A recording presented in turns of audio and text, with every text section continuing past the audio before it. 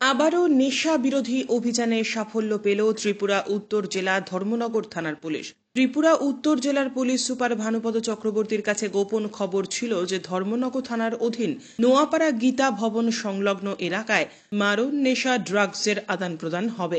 সেই গোপন খবরের ভিত্তিতে ধর্মনগর থানার পুলিশ ওই এলাকায় অভিযান চালিয়ে জবরুল হক নামে এক কুখ্যাত নেশা কারবারিকে আটক করতে সক্ষম হয় এবং আরও এক কুখ্যাত নেশা কারবারি পুলিশকে ফাঁকি দিয়ে পালিয়ে যেতে সক্ষম হয়।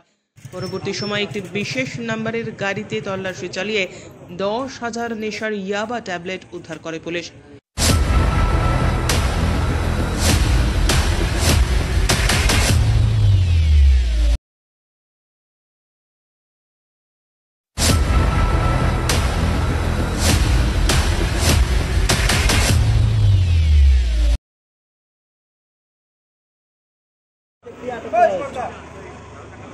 জায়গাটা হলো নয়াপাড়া গীতা ভবনের পাশে ধর্মনগর। যাকে আটক করা হয়েছে তার নাম জবরুল হক, বাড়ি হাসিমগঞ্জ পাতাকান্দি। যে মালগুলি সে ধরে আছে সেই মালগুলি হলো ইয়াবা ট্যাবলেট, টোটাল 10,000 ইয়াবা ট্যাবলেট পাওয়া গেছে। একটা থর গাড়ি এবং একটা পালসার বাইক সিজ করা হয়েছে। ধর্মনগর থানা থেকে এনডিপিএসের কেস রেজিস্ট্রেশন করা হয়েছে। কতটা মাল দেওয়া হয়েছে? 10,000 ইয়াবা ট্যাবলেট ধরা। কালো বাজার মূল্য কত? কালো বাজার মূল্য প্রায় 50 টাকা। স্যার ওকে এটা ছিল নাকি একজন পালিয়ে যায় এবং গাড়ি দুটো।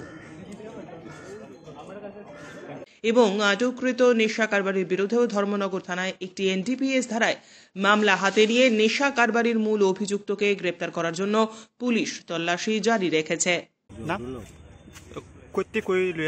যাইতে আসলা গাড়িটা?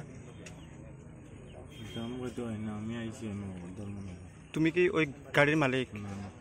গাড়িটা কার? গাড়িটা করতে পারি না। কতকে লইছ? আমি দামসরাটা গিয়ে আইছি। আর কে কে আসলো? আর দুজন আসলো, তারা আবার গেছে। তুমি কি ওই গাড়ি চালিয়েছিলা? না না, আমার বাইক আসলো। বাইক?